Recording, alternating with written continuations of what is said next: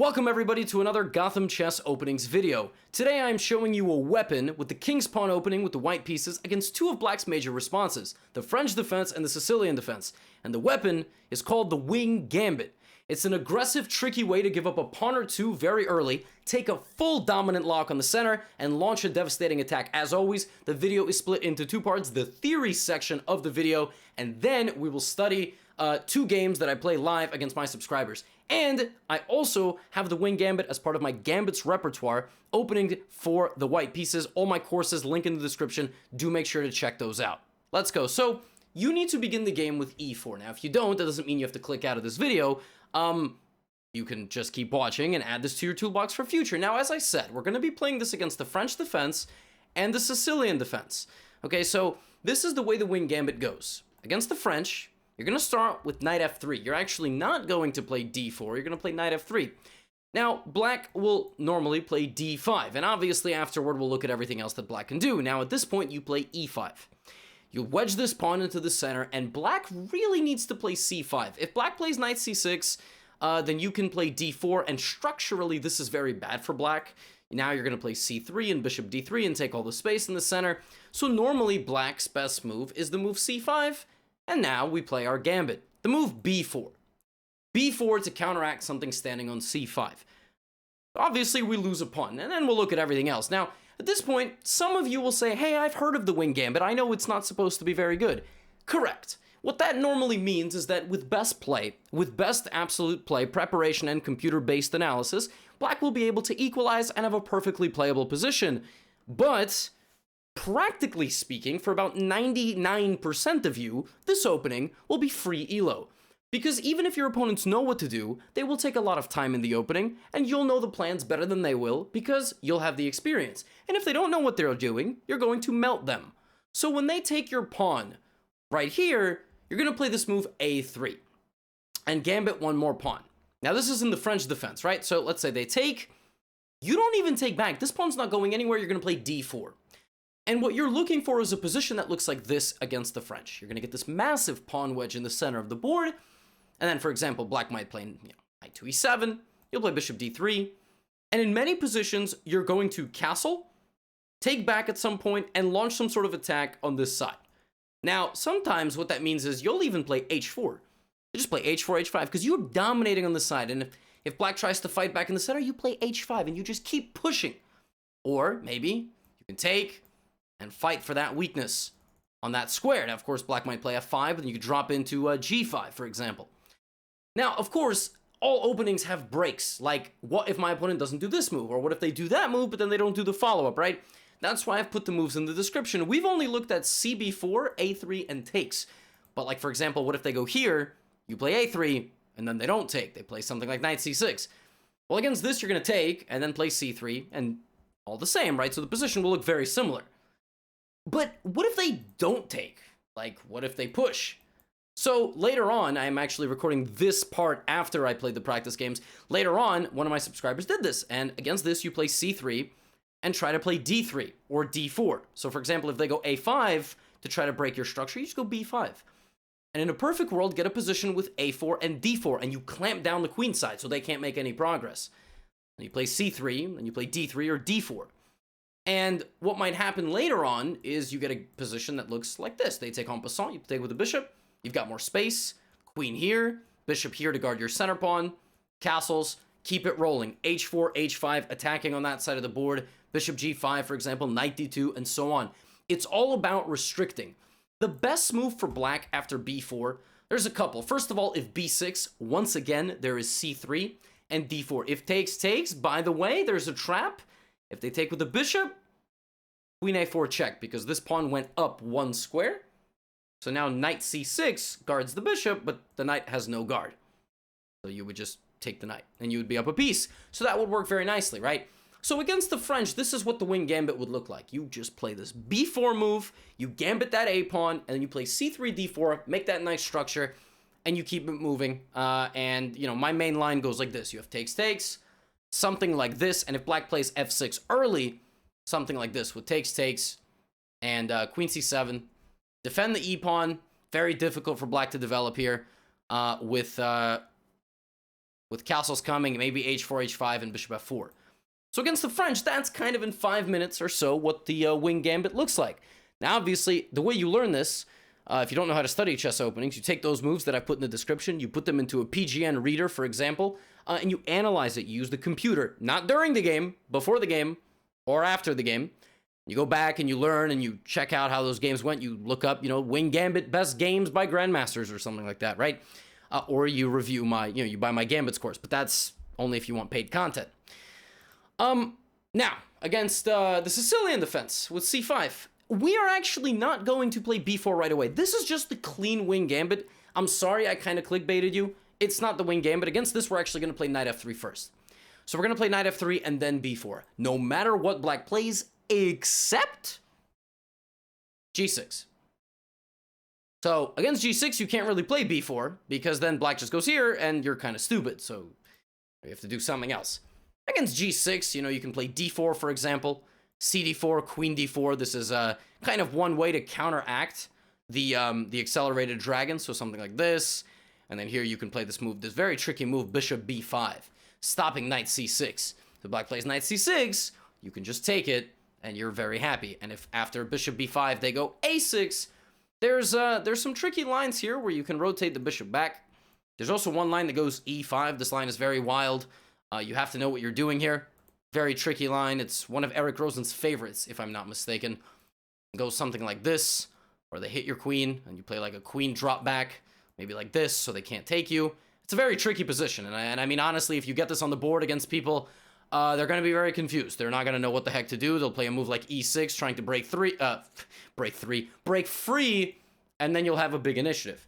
But if they play g6, you're not going to get your Wing Gambit. But if they literally play any other move, like d6, now we're going to go b4. And you say, Levy, what do I do with that? Well, against this, you don't need to rush with a3. You'll play a3 at some point, but here it's better to just take the full center first. And black can do a lot of things here, but in general, this is the structure you're going for after they play d6 on the second move. Notice what they did. They played d6 on the second move, right? They could play e6, but d6 on the second move. You're going to go for a position that looks like this. Bishop on d3 guarding. At some point, play a3. You could castle, then play a3. You could play a3 now. You'll wait. Wait to take it back. Just castle. Knight a3. And at some point, you'll play c3. So, for example, castles, maybe c3. Get this nice little crown. You're down one pawn. That pawn is on the queen side. A and B. It's over there. Is it ever going to get rolling? Probably not. And what you're going to do is you're going to transfer your pieces over to the king side, knight c2, knight e3, and look to attack. At some moment, you can maybe put your queen on b3, and you can even use these open files to target those pawns so they can't make any forward progress. My line goes like this: bishop g5, bishop g4, and this is a game that a grandmaster named Timur Gareev played with the white pieces. Got to this position, black played bishop f3, queen f3, and then Timur went on an attack on the king side. So that involved a few different moves. You can play like h4, there's g4 as an option. You can also rotate, like I said, you can rotate over to the queen side and just focus on those pawns. You got e5, for instance. There was another game that I had. This was a blitz game where my opponent played something like, e6. It was like rook e1, e6, bishop g5, h6. And then what I did on g5, is I sacrificed. I just sacrificed. Takes, threatening this. So my opponent played like queen c7 or queen d7. And then I just played e5 and ripped it open and went over here with my queen, and it was bad news. It was like d5, I took, and played like queen h5. It was a wild game. Wild game, big attack, but that is the kind of position that you're trying to get. You can even sacrifice on g5 because at any point you're ready to just march straight down the board. Now that's against d6 in the Sicilian, right? So we looked at d6, very popular because people might be trying to play the Najdorf, they might be trying to play the Dragon Sicilian, and you throw all that out the window with this move b4. The same thing against knight c6. You go b4. Absolutely the same thing with b4. And if they take, you have d4. And the best move for black, really the only move here for black, is d5. Because again, if at any point they play e6, d5, you've seen this before. This is just a French defense. You say, oh my god, wait a second, how did that happen? Well, in the Sicilian, if the opponent plays e6 and you play b4, it's the French defense. It's the French. I mean, this is the French. Literally, you have a Wing Gambit after this. So you just went from a Sicilian to a French, which is why the deferred Wing Gambit is so good against the Sicilian, because it looks exactly like a French defense in some positions. So you study these two overlapping, and the positions that you go for are very similar looking. Now against Knight C6, there's a few specific lines you have to know. So for example, here, the best move is D5, and that looks a little bit unique. Against D5, I like takes, and then the immediate move C4. And one of my favorite tricks here is that even though they can take you en passant, and you can take back and attack the queen, and they have this move, this looks very scary. Here you have this very cool trick. Rook B1. What? Well, that's a free knight with check. Yeah, and after this, the queen's only got one square. Queen A3. Now you play this move D5. Where's this knight going? It can't go to any square. And if it goes back to B8, Queen C2 threatens the bishop. So the bishop might move like to D7, and now bishop B5. And if takes, mate. So you just create a devastating queenside attack. And it's this nice trap where you sacrifice the knight and just attack black immediately. It doesn't really matter. Even if the knight goes to D8, you have check. The only way to block is with the bishop. And we could just take, to be honest. And that king is very weak. But we also can just go here. That looks like the queen is trapped. Queen's only move here is to take. Now we have this, and rook A1. And the queen's trapped. You say, no, it's not. I have queen C. Oh, oh, ouch, ouch. So, you know, if you catch someone with all of that, I'd be really happy. Probably you won't, because chess is crazy and all sorts of things can happen. But rook A1's a very good move. And it's a very tricky move, very chaotic, and only good things can happen if you play this way. So, don't be worried if they play the Sicilian. Don't be worried if they play the French. If they allow you to do it, then do it. And if not, just develop your pieces. Take the center, 2 pawns in the middle. I'll give you an example, you know, in E6. For example, if they play B6, just put 2 pawns in the center. Bishop, queen, castle. You know, you're not always going to get to play the Wing Gambit, but if you can, now you have it against 2 of black's major responses against E4. Now let's take a look at a couple of subscriber games. First person up is a longtime subscriber of the channel. We are going to begin with E4. This person is rated 1400 Blitz, 1200 Rapid, so a bit more of a Blitz player. I'm going to play Knight to F3. D5. Now I picked specifically people who play... oh, and let me just move this logo over here. I specifically picked people who play the French and the Sicilian. So we're going to play E5. This is all part of our preparation. Now, as we know that C5 is really the only move here for black that makes any sort of sense. And now we will play our Wing Gambit with B4. Now, at this point, as we said in the intro, black has a lot of options. Black can take, but right, exactly. So we see my opponent pushing. So I don't know if this is just kind of inspiration or if, you know, they were prepared. But you have to remember what to do here. So against C4, you have to play C3, because that is the way to guard. And we know that on A5, we play B5. And the reason we play B5 is we'd like to, in a perfect world, kind of wedge the queen side shut. Now, opponent plays knight D7. That is obviously not a bad move. And you know, the next kind of course of action is that we will play D4. Now, if they do not take us, we are very happy, because this space advantage is very nice. There's A5, by the way, so we go B5. And now we've kind of shut down the queen side. So we're not going to get our kind of traditional, you know, bishop on D3 situation. But by wedging the queen side shut like this, we completely negate our opponent's play. And now the game will probably be decided on this side. So we know also from the intro that a very useful move is H4. As stupid as it might look, like, why would you just go here? Well, we're kind of sending a message, you know, we're waiting for our opponent to do something on this side. So when they put the knight here, we can actually just play G4. Because we have such an overwhelming space advantage with the pawns, it makes it really difficult for our opponent to do anything. And since we've shut down the queen side and we have more space on the only side of the board that matters, we can kind of instigate. Now here it's a little bit tricky. I mean, I'm thinking maybe to just bring the bishop out this way. And I mean, knight G8 is kind of a very sad move to play. But that might be the best move, because you kind of have to deal with my bishop. Opponent doesn't play it, instead going here. Now I'm thinking, okay, how about knight g5? So, you know, if they castle queenside, bishop d6 actually traps the queen, which is kind of insane. So, I think what I'm going to do is I'm just going to play a waiting move. Just going to play bishop e2, let my opponent castle, and then potentially trap their queen, which would be kind of crazy. But I think they're realizing that they just don't have anything here. I mean, they... Okay, rook c8, that doesn't allow me to trap the queen, but, you know, I can castle. I can also finish my development. I don't want to push too many pawns yet because of the fact that my opponent can move, so I think I'm just going to bring my king to g2 for now. This is a wing gambit, obviously, in a more closed fashion. It's a far more closed position than kind of normal. Okay, there we go. Now my opponent's kind of done something. They've played the move f5, which could be a bit weakening. So, of course, if we take, they're going to activate their knight. If I take their knight, they take, and then maybe I attack them on the g file. I can also en passant, but if I en passant, then I kind of open up their queen. So, I think what I'll do here, and again, I can also push, but pushing, the position stays really closed. And I'm not the biggest fan of that either. Then it's going to be a lot harder to break through anyway. So I think what I'm going to do is I'm going to put my knight on g5. I think I want to keep my center wedge intact. I don't want to break the center wedge. And if pawn takes, I have bishop takes, and now I have a new attack on e6. Now I expect h6. Of course, h6 is the best move. And then I'm just going to drop my knight back so that my bishop continues to guard.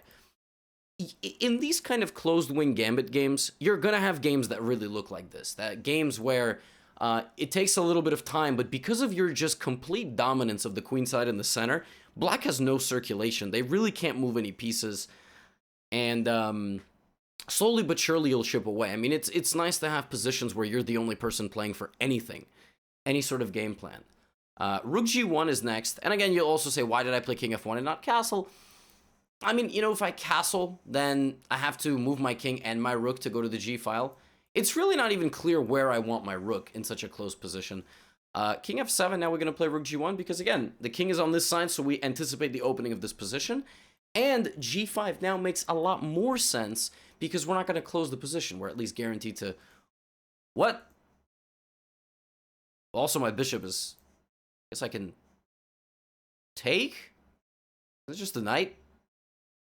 Did my opponent just give me a knight? What? I guess they want counterplay on this pawn. It's not a crazy thing, but now I'm going to crack open this position. And the king's right there. I don't really care too much about the a4 pawn. I can always just move my queen up and then bring it kind of over here. My king is very safe. I mean, the king looks a little bit open, looks a little bit non-standard. But it completely fine position. I can also throw in this check. I don't have to take back yet. I can take another pawn with a check. The king can take me, but then it's out in the open. I actually expect my opponent to go try to hide the king. But... you know, we've broken through completely. Our king is still totally safe. I'm leaning toward knight takes bishop, just because rook takes bishop is a bit of a strange move. I'm still expecting bishop a4 for one move. You know, my opponent will be playing a move that creates a threat, or not. Now we play knight f4, just guarding the pawn, also threatening the move knight g6, and next order of business will be to bring my queen, and I think that's... what we're going to do now. Queen up, queen over, and supporting on the g file with the rook. And there's not much else to it. That is how you dominate in a closed wing gambit game, especially against the French defense. A lot more likely against the Sicilian defense that you get a more open wing gambit game. But against the French, I think this is actually a bit more likely. So queen e3, it looks like my opponent wants some sort of queen h4 to activate the queen. Makes sense, but queen h4 will run into a fork. So queen and rook, and yeah, I mean, total domination here. I mean, I almost want to sacrifice something on the g file, but for now we're just going to create this threat. You know, the knight is kind of lingering, but it's not actually threatening anything. Opponent plays queen there. And how do we finish this off? There's probably a few ways. You can always just play the slow route. Just transfer the knight in. I want to get my knight involved. Also, knight c2 activates my rook a little bit with some pressure. Can always sacrifice and play knight takes d5 and knight f6. You know, sometimes... Oh, no. Sometimes during these videos, games are very lopsided and they take a while to convert. So, you know, if you want to skip ahead, you're more than welcome to. But, of course, it's kind of nice to see at least how the game might end. Then we play knight f5. I mean, this is just what your games are going to look like. So, savor the moment. I can basically guarantee you that if you learn the proper way to play the Wing Gambit, that your games are going to look like this. You will get this dominant attack. You will kind of learn how to use the space advantage and win the game. I'm gonna play Queen H3, guard my knight, and then I'm ready to play Queen G4 again. Maybe E7, defended by the knight, and I didn't push because my knight was hanging, and I'm not actually threatening to make a queen because bishop covers, but now I am threatening to push, which will kill the queen from... Kill is such a vicious word. It will disconnect the queen from protecting G7. First I will go here, though, just to increase some pressure. E7 now, cutting the queen. And maybe my opponent will take my queen and get mated. Yeah, that will... Of course, they didn't have to do that, but, you know, credit to Lamp, who was a good sport about it. And knight takes G6 is a mate there. But honestly, we didn't do anything crazy. I mean, we kind of played very normally. And, you know, already here, it's +1. Like, according to the engine, this position is already so dominant for white just out of the opening based on the pawn structure. So, and beyond that, I mean, it's just everything from the intro. Here, it's already +2 because of the space advantage. So, such a dominant position just from the opening. And then, you know, of course, F5 is... And knight g5 was the best move. You know, knight g5 is the best move. I'm looking at my engine right now. Of course, computer also looking at h6, and then knight g5. So again, at no point do you want to lock the position like this. That is the last thing that you want to do, because then it's going to be a lot harder to break in. You always want to keep some opening and some tension. And everything else was kind of like the intro, you know. So let's play M. Brady now, who's a 1670. Let's play e4 now. M. Brady plays the Sicilian defense. So here, we're going to play knight f3. And I don't know what Sicilian my opponent is going to play. They played d6, so we're going to play b4 now. So this is known as the deferred Wing Gambit, as I said in the intro. Opponent takes. Now, there's bishop b2, d4. I'm going to take the full center here. And this one's a little bit different, because in most Sicilians, you will be down this pawn. And the structure is different. You know, if the opponent had played e6 on the second move, there is a very high chance, actually, the opening becomes exactly like the French. But d6 leads to a very unique territory, and already my opponent is thinking, which is good. That's good news for me. This move, yep, we know what to do about this. Just bishop to d3, very solid center. People who play the Dragon Sicilian, as I mentioned in the intro, will play g6, bishop g7 here. That's very common. Opponent plays bishop g4. That is also a relatively common way to play this position. And I think, I mean, there's a few ways to do this. I'm going to gambit the pawn now. Of course, you can also castle. H3 is a thing. You know, the whole point of putting the bishop on g4 is to destabilize your center. So at some point, they'll play knight c6. In fact, they might play it now. The thing about trading this is that it enables you to play the move c3, which is very important. Like, if this b pawn takes us, we will get c3 with this little kind of crowning structure. But of course, I also want to play h3. If takes, I'm happy. And if bishop h5 in a lot of positions, I can actually go g4. So I can really push back. It's all about the space advantage in these gambits, right? So now we will wait for my opponent to play a move. So e6. Wait, but e6 just gives me back the pawn. Which might happen, actually, in your games, that they just completely forget about. Like, they're so worried about not taking your gambit. Now they've given you the pawn back, so you have all the benefits of the gambit, minus the gambit. Like, you didn't actually gambit anything. d5, e5, and now taking with check just loses. Because you block, defended, and the bishop hangs and the knight hangs. So now the position actually is very much starting to look like a French. This is actually kind of a very similar structure to what we saw before in some of the earlier kind of content. I guess I'll go... I mean, I could do a lot of things. I'm going to go h3 for now, just to ask my opponent, what are they doing with the bishop? Okay, they take. And now we take. And now we also have the bishop pair, on top of having a big space advantage. thinking queen g4, but I'm also thinking castles. I'm also thinking b5. We know that f5 is a thing, right? So what if I go queen h5 now and then like lurk around there? So for example, queen h5 here, queen h6, right?